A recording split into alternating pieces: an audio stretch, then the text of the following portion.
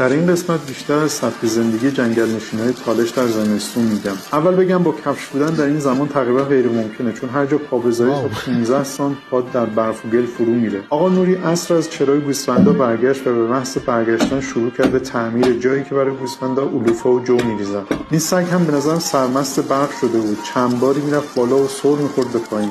محل سکونت اصلی خانواده این چادر بود که با شاخه درخت و روکشی از پلاستیک ساخته شده بود. دو قسمت هم داشت. قسمت پشتیش بره‌هایی که تازه متولد شده بودن رو نگه می‌داشتن که از سرما محافظت شده باشن و فضایی برای گوساله یک ماهه. فرشته خانم اسب برای مرغ و خروس و بوقلمون‌ها کمی غذا ریخت.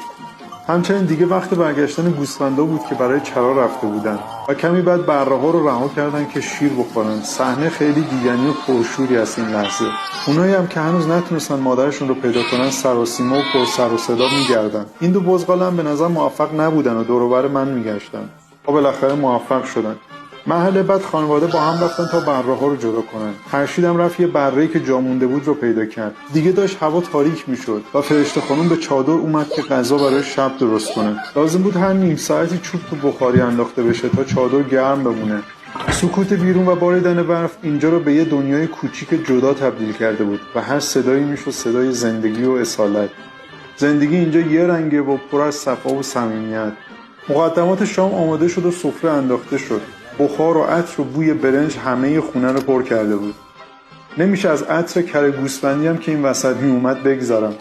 فرشیدم با پدر در یه ظرف غذا می‌خوردن و به نظر بعد این همه فعالیت فرشید به خوبی گرسنه بود. یکی از خوشمزه‌ترین غذاهایی بود که در روستا خوردم و البته فضا و آدم‌هایی که کنارشون بودن در این دلچسب بودن تاثیرگذار بود. هنوز ساعت 7 نشده بود که شام تموم شد و جمع شد و نوبت چایی رسید.